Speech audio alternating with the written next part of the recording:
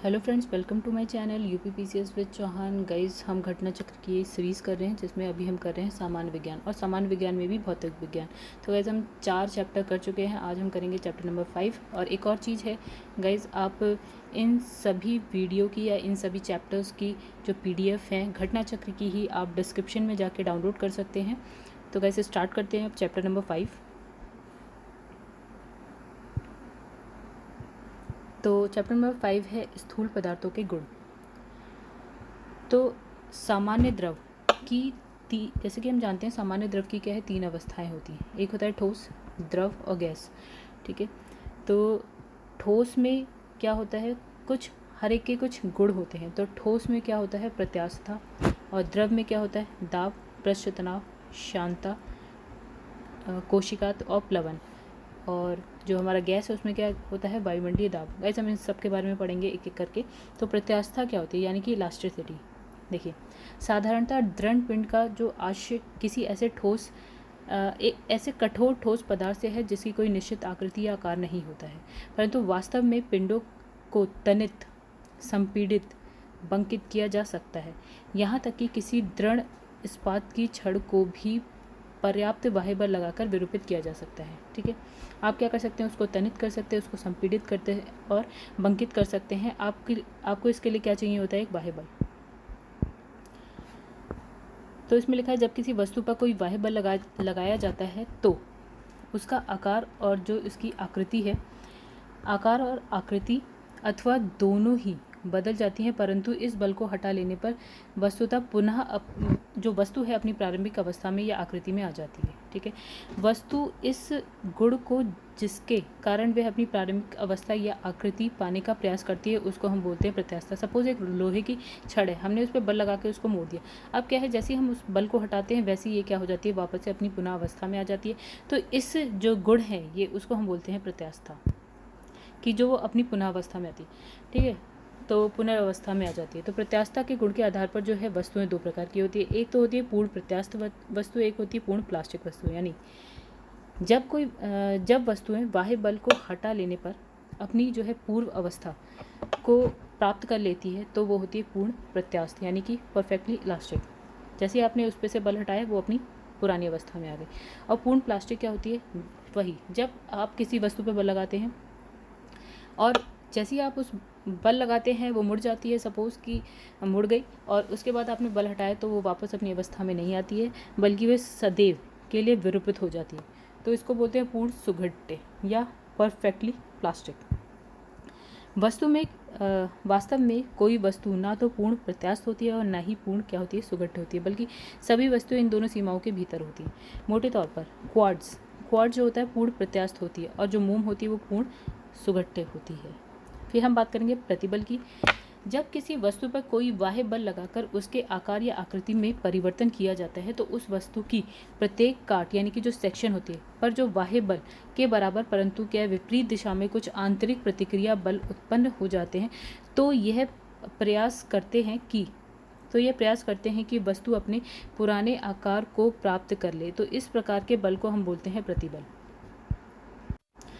देखिएगा, इसमें क्या है, इसमें ये कहा है कि अगर एक वस्तु पे आप बल लगाते हैं तो उतना ही बल क्या है उसके विपरीत दिशा में लगता है, कि वस्तु अपनी आकृति या आकार में परिवर्तन होने से रोकती है खुद को। ठीक है, उसको ही हम क्या बोलते हैं, प्रतिबल बोलते हैं। जब यह प्रयास करते हैं कि वस्तु अपनी पुरानी आकार को प्राप्त कर ले तो इस प्रकार के बल को हम बोलते हैं प्रतिबल। ठीक है, तो इसमें लिखा है, यदि किसी वस्तु के क्षेत्रफल A वाले किसी अनुप्रस्थ काट की जो लंबवत दिशा में लगाए गए बल का मान है F, यानी कि आप कहें कि प्रतिबल क्या होता है कि एक वस्तु है उस पर हमने क्या लगाया, एक बल लगाया। ठीक है, एक बल लगाते हैं F/A बोलते हैं इसको। प्रतिबल इज इक्वल्स टू F/A, यानी कि बल बटे क्षेत्रफल, जो अनुप्रस्थ काट का क्षेत्रफल होता है। और प्रतिबल का जो मात्रक होता है वो होता है न्यूटन पर मीटर स्क्वायर।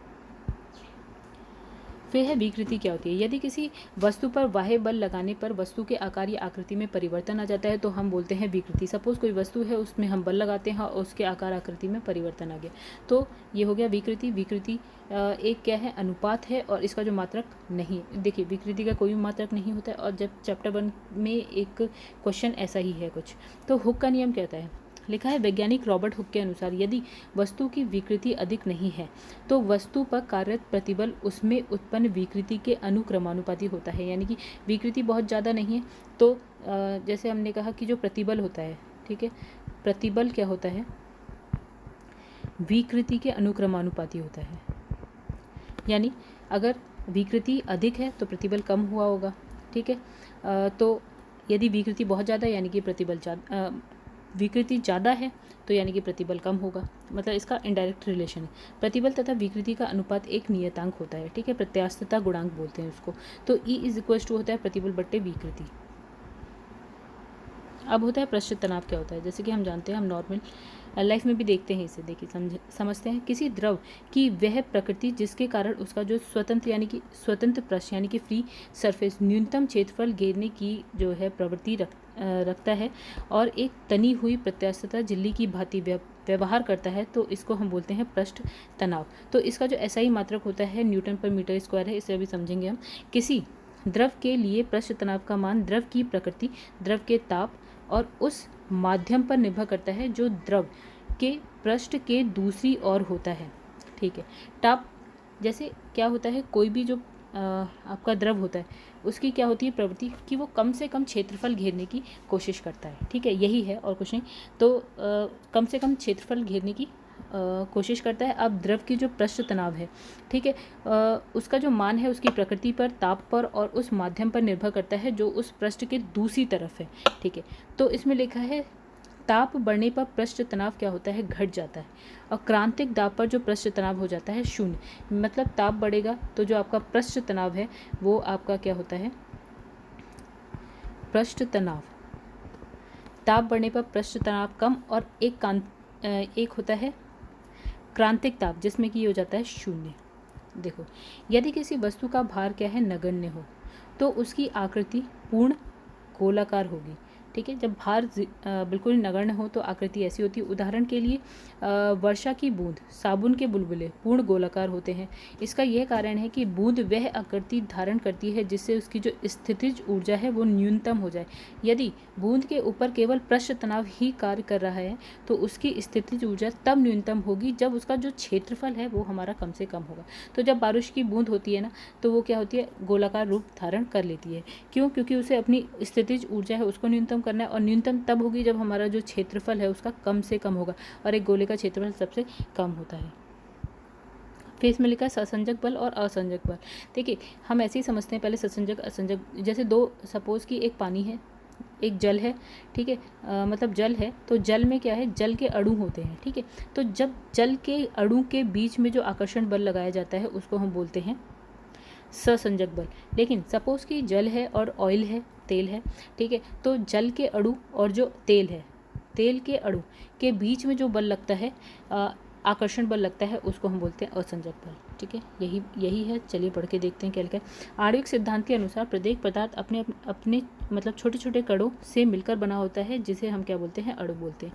तो ये अणु एक दूसरे को आकर्षित करते हैं। एक ही पदार्थ के अणुओं के बीच जो आकर्षण बल कार्य करता है उसको हम बोलते हैं ससंजक बल, ठीक है। और भिन्न भिन्न पदार्थों के बीच जो कार्य करता है उसको हम बोलते हैं असंजक बल, ठीक है। अब है तेल और जल के भी असंजक बल। और जल के, अब जैसे कि यहाँ पे है जल, ठीक है, उसके ऊपर जैसे ही हम ऑयल डालते हैं तो वो क्या होता है, फैल जाता है। इसका मतलब ये हुआ कि जो जल के जो अणु हैं उसमें क्या लग रहा है, ससंजक बल लग रहा है, ठीक है, वो अधिक है। क्या है, वो अधिक है। लेकिन जो तेल और तेल के बीच जो ससंजक बल लग रहा है वो क्या हो जाएगा, कम हो जाएगा। तो हम ये कह सकते हैं कि जिसकी वजह से ससंजक बल कम है, जिसकी वजह से तेल जो है इसमें फैल चुका है, मतलब पानी के ऊपर फैल चुका है। अब दूसरा एग्जाम्पल लेते हैं। हमारे पास ये क्या है, ऑयल है, ठीक है। अब हमने इसके ऊपर क्या है, पानी डाला तो वो बूंदों में बदल जाता है। इसका मतलब क्या हुआ, जो तेल, देखिए जो जल के जो अणु हैं उनका जो ससंजक बल है वो बहुत ज़्यादा है, जिसकी वजह से क्या है, पानी तेल पे फैल नहीं रहा है। मतलब कि पानी के अणु और ऑयल के अणु के बीच में जो असंजक बल है वो कम है, और पानी जो जल है, जल के अणुओं के बीच में जो ससंजक बल है वो अधिक है। इसलिए क्या हो रहा है, देखिए कि जो हमने ऑयल लिया है, ऑयल के ऊपर जब हम जल डालते हैं तो वो बूंद के रूप में आ जाता है, ठीक है। और लेकिन हम जब जल लेते हैं और उसके ऊपर जब ऑयल डालते हैं तो वो क्या होता है, इस पर फैला हुआ दिखाई देता है, ठीक है। ये बात आप समझ गए होंगे कि इसका ससंजक बल अधिक है, ठीक है, इसमें ससंजक बल कम है, और जबकि इन दोनों को मिलाया जाए तो इसका असंजक बल अधिक होगा, इसलिए ये फैल जा रहा है पानी के ऊपर। अब है कोश, देखिए गाइस यही चीज़ इसमें लिखी है, आप पढ़िएगा। तेल तथा जल के भी असंजक बल जल के ससंजक बल से कम है, परंतु तेल के ससंजक बल से अधिक होता है। यही कारण है कि तेल पृष्ठ पर डाली गई जल की बूंदें सिकुड़कर क्या है गोल आकार धारण कर लेती है, परंतु जल के पृष्ठ पर डाली गई जो तेल की बूंद होती है वो पतली फिल्म के रूप में अधिक क्षेत्रफल में फैल जाती है। फिर है अब है कैपिलैरिटी क्या होती है या कोशिकात्व क्या होता है। कोशिकात्व क्या होता है, जब आप जैसे आपने जल है तो एक ग्लास में पानी ले रखा है, पानी में आपने स्ट्रॉ डाल दिया, ठीक है, आप कहते हैं पानी उस स्ट्रॉ से थोड़ा ऐसे करके ऊपर आता है, या हमने क्या किया, एक दिया बनाया, उसमें एक बत्ती डाल दी तो वो तेल को सोखता हुआ ऊपर ले जाता है, कुछ ऐसा। तो ये इसको हम बोलते हैं केशिकात्व। इसमें लिखा है कांच की बहुत कम त्रिज्या की दोनों ओर से खुली हुई नली को केश नली या केशिका नली कहते हैं। तो केश नली में किसी द्रव के ऊपर चढ़ने अथवा नीचे गिरने की जो घटना होती है उसको बोलते हैं केशिकात्व।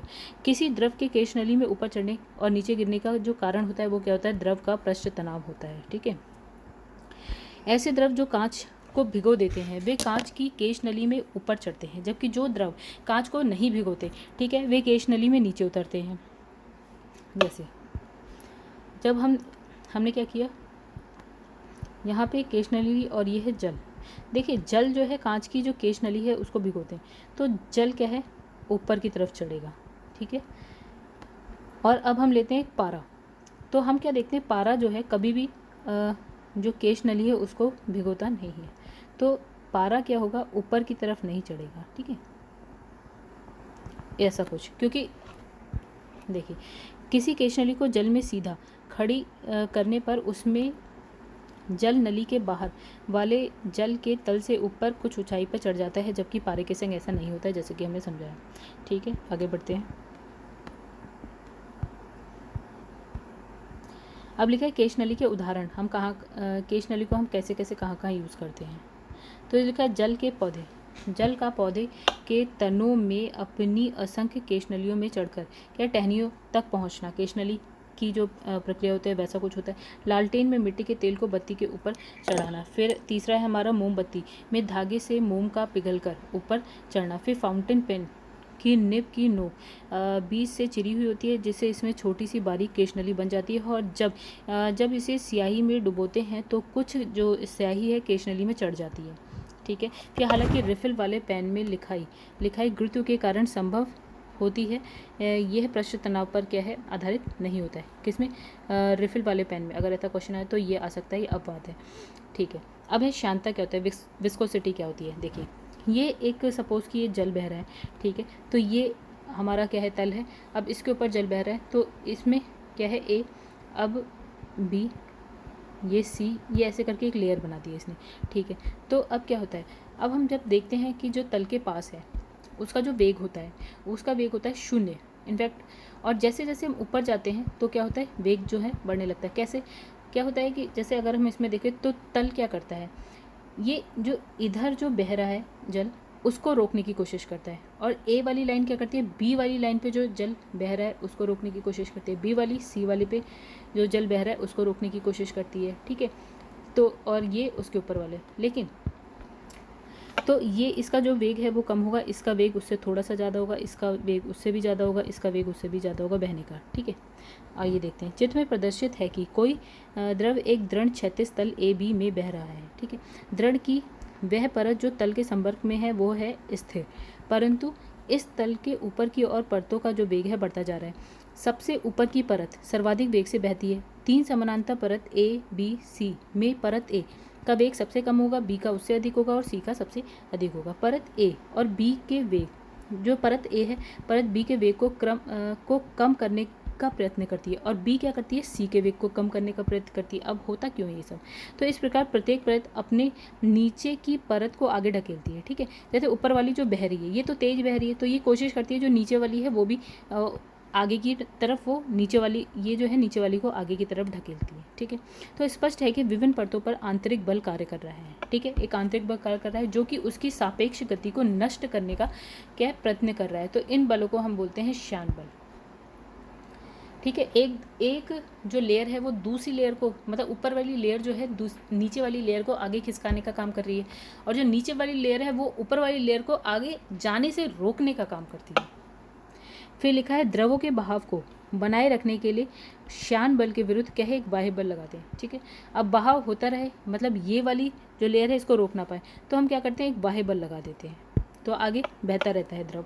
ठीक है, स्पष्ट है कि द्रवों का वह गुण जिसके कारण वह अपनी विभिन्न परतों के मध्य सापेक्ष गति के का विरोध करती है, उसको हम बोलते हैं श्यानता। जैसे कि देखिए, गाढ़े द्रव जैसे कि ग्लिसरीन हो गया या शहद हो गया इत्यादि में अधिक श्यानता होती है, मतलब इसको आप आसानी से ना बहा नहीं सकते।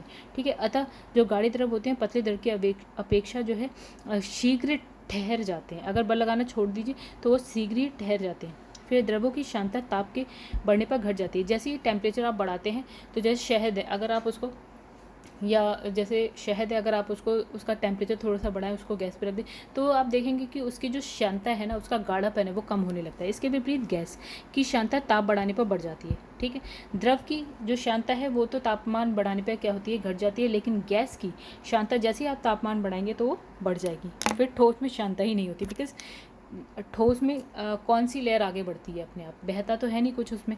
ठीक है, अब हमारे पास है दाब। एकांक क्षेत्रफल लंबवत लगने वाले बल को हम क्या बोलते हैं, दाब बोलते हैं।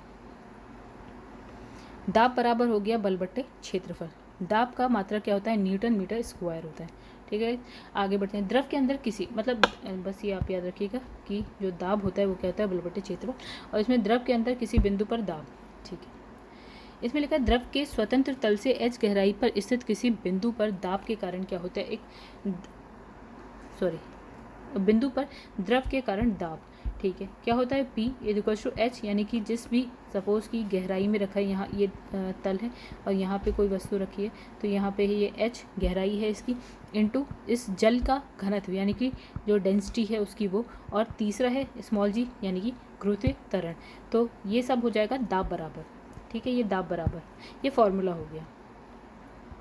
एक फॉर्मूला हमने ये देख लिया, दाब बराबर बल बट्टे क्षेत्रफल। एक देख लिया P = H × D × G, यानी कि गहराई, घनत्व और गुरुत्वीय त्वरण।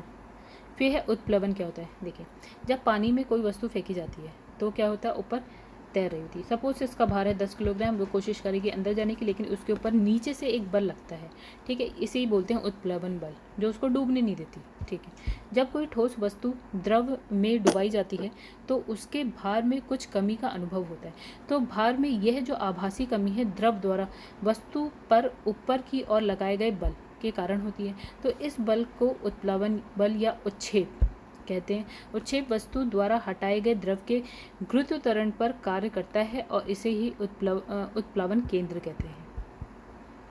अब आर्किमिडीज का सिद्धांत क्या कहता है, जब कोई वस्तु किसी द्रव में पूर्णतः या आंशिक रूप से डुबाई जाती है तो उसके भार में क्या होता है, कमी प्रतीत होती है। ठीक है, अब भार में ये आभासी कमी कितनी होगी, जितना द्रव वो वस्तु हटाएगी। ठीक है, वस्तु द्वारा हटाए गए द्रव का भार। फिर है प्लवन का सिद्धांत क्या होता है, किसी द्रव में स्थित ठोस वस्तु पर निम्न दो बल कार्य करते हैं। एक वस्तु का भार जो कि ऊर्ध्वाधर नीचे की तरफ काम करता है। ठीक है, मतलब कुछ ऐसे, एक वस्तु है जल में है तो इसका जो भार है वो नीचे की तरफ जाएगा। ठीक है, नीचे की तरफ इस पर कार्य करेगा। ठीक है, लेकिन एक दूसरा जो बल होता है वो होता है उत्क्षेप या उत्प्लवन बल, जो कि ऊपर की तरफ कार्य करता है। ठीक है, तो ऊर्ध्वाधर ऊपर की तरफ कार्य करता है। फिर इसमें लिखा है उत्क्षेप, यानी कि F का मान वस्तु के हटाए गए द्रव के भार के बराबर होता है। और किसी द्रव में वस्तु का डूबना या तैरना इन दोनों बलों के आपेक्षित मान पर निर्भर करता है। देखिएगा, ये है वस्तु का भार, ये है उत्प्लवन बल। ठीक है, अगर वस्तु का भार ज़्यादा होगा, ठीक है, तो वस्तु क्या हो जाएगी, डूब जाएगी। अगर वस्तु का भार और उत्प्लवन बल दोनों बराबर होंगे तो वस्तु क्या करेगी, तैरेगी। यदि वस्तु का भार उत्प्लवन बल से कम होगा तो वस्तु क्या करेगी, वस्तु का भार जो है उत्प्लवन बल से कम होगा, तो इस दशा में क्या होगा, वस्तु स्वतंत्र छोड़ देने पर ऊपर की ओर उठने लगेगी। तो इसमें अब लिखा है कि किसी ठोस का कितना भाग किसी द्रव में डूबेगा, ये द्रव और ठोस के आपेक्षित घनत्व पर निर्भर करता है। ठीक है, इसकी गणना कैसे करेंगे, ठोस के डूबे भाग का आयतन बट्टे ठोस का कुल आयतन। सपोज 10% भाग डूबा है और इसका कुल आयतन कितना हो गया 100%, ठीक है। और ठोस का घनत्व और द्रव का घनत्व, स्पष्ट है कि अधिक घनत्व वाले द्रव में ठोस का कम भाग डूबेगा और कम घनत्व वाले द्रव में अधिक भाग डूबेगा। यदि ठोस का घनत्व द्रव के घनत्व से के बराबर होगा तो ठोस जो है द्रव में तैरने लगेगा।